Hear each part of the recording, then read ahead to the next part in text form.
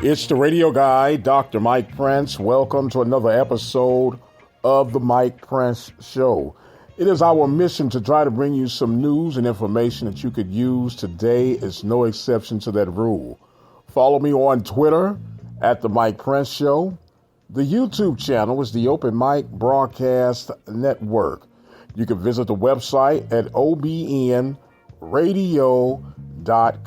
And in the event you'd like to catch up or just stay in tune with what's going on at the Open Mic Broadcast Network, and you have one of those smart speakers, smart device, all you have to do is say, hey, play the latest episode of the Mike Prince Show. And just like that, you will have everything that you need. And with all that being said, let us jump right into today's episode. We know we're on the eve of the championship game between North Carolina Central and Jackson State. But there was a move made and a story announced that could lead to a very, very interesting move for the Southwestern Athletic Conference. Sam Washington has agreed to part ways with North Carolina A&T, and we know that Sam Washington had major success taking over for Broadway. And with Sam Washington leaving North Carolina A&T, could there be a reconnect with his alma mater, Mississippi Valley? I know it sounds a bit far-fetched, sounds a bit intriguing. Some say, why would he go from North Carolina A&T to Mississippi Valley? When it's your alma mater and you have an opportunity to make an impact, make a change, doesn't that seem inviting enough? We'll see how all of this develops, but be a very interesting move and a very welcomed move, and I would say. Like I say, we'll keep our finger on the pulse. Meanwhile, there is still a lot of mumbling, grumbling from Tallahassee, Florida, in regards of possibly doing away with divisions in the Southwestern Athletic Conference due to the fact that FAMU had another strong year, but they lost to Jackson State, which found them on the outside looking in. Now, we know that sometimes there are good teams that get a bit short, and some even say turned against and neglected for their season. Let's first address first things first. The Southwestern Athletic Conference does not participate in the FCS playoffs. They gave up their automatic bid in order for this to happen. So it always baffles me when we as a conference cry foul when we are not receiving at-large bids for the FCS playoffs. We gave it up. And if they been the committee for the FCS playoffs, have that in the back of their mind, what makes us think that they're going to automatically say, hey, even though you guys gave this up, how about we give you an invite to come? Every now and then they do it. And unfortunately, we have not been in position to take advantage of those opportunities. But it's not a guarantee that if we have a strong team that misses the playoffs or the championship game in the conference and they're not invited to the FCS playoffs, that we start crying foul. I don't agree with that, but, who am I, right? But I began to think, and I came up with a possible solution to rectify this. I personally do not believe you should get rid of divisions. You can't have the divisions for regional travel purposes, but then don't want the regions to count when it comes to selecting who will play in your championship game. It is unfortunate that FAMU did not make it to the postseason. Yes, it would have been a very intriguing game if FAMU and Jackson State had a rematch for the championship game. But because of the structure, because of the way things were, it didn't happen that way. As I stated on prior shows, Alcorn had been the best thing smoking in the SWAC, representing the conference in the Celebration Bowl. But there was a season or two where Alcorn did not have the quote-unquote best record, which would indicate on paper that they were the best team. But they won the games necessary to qualify to represent the conference. It's just the way things happen. Just the way things happen. For many seasons, the West by far had the stronger teams, but only one team out of the West could represent the conference. And I don't think it's fair, even though fair doesn't matter in this case, but it's not right to go and alter the structure of the conference because a team or two came up a bit short. You just got to work a little bit harder to get a little bit better. That's just my opinion. However, I did come up with two possible alternatives that could rectify this. And before I lay all this out, let's keep in mind that the Southwestern Athletic Conference is a very unique conference within its own structure.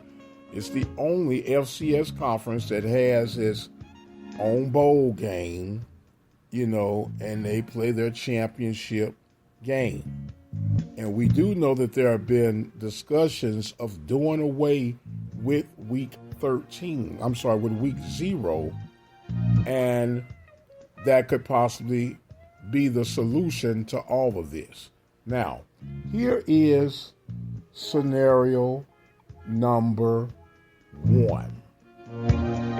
If you do away with the week 0 game, and being that the conference has a balance of 10 or 5 teams, or 6 teams, should I say, in each conference.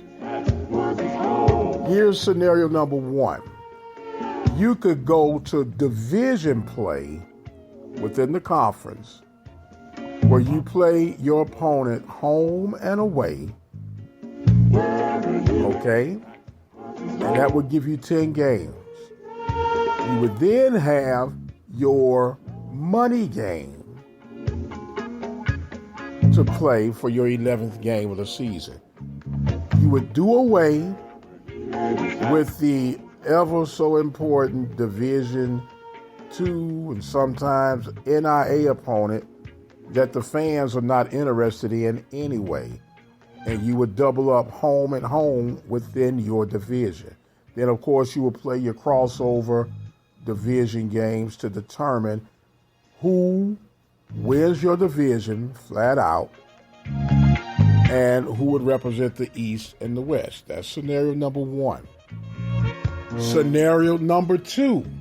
With the week zero out of the way, you go from playing 11 games to 10 games. And on the backside, whoever has the top two winning records from the East and the West would play in a playoff structure. Number one from the East would play number two from the West, and vice versa. Number one from the West would play number two from the East. The winners then face off for the SWAC championship game. That seems like a pretty easy and reasonable fix. Well, I know the kickback is going to be, well, we need to make money games and we need to have our money games. Once again, that's going to be a case where you can't have your cake and eat it too if we're talking about this quote unquote fair play. We'd have to do a better job of promoting the games, getting our fans to come and participate. It would create a very unique wrinkle to the Southwestern Athletic Conference. And it would be a good sales pitch, in my opinion, for a slightly better TV deal. We know that the larger conferences are doing away with division play, but it's not because of people missing out on playoffs. It's because of the TV contracts that are floating out here now. And if we're going to keep an edge, if we're going to keep the uniqueness of this beloved conference flowing, these are two possible scenarios that could work out quite well. I would love to hear what you guys think about this potential wrinkle, game changer. We do have a 24-hour message line that you could leave your thoughts, comments, or concerns on. It's 720-721-1558. Now, time for me to throw out my projections for Saturday's championship game between the Jackson State Tigers and the North Carolina Central Eagles. There's no doubt about it that the SWAC is where my heart is. There's no doubt about it that the MEAC plays a good brand of football. There are so many hidden things working in this matchup. And it appears that North Carolina Central has been somewhat under the radar. Yes, they're 9-2. Yes, they are slight underdogs against Jackson State. And yes, there are changings of the guard at Jackson State. Some are saying Dion should keep it moving.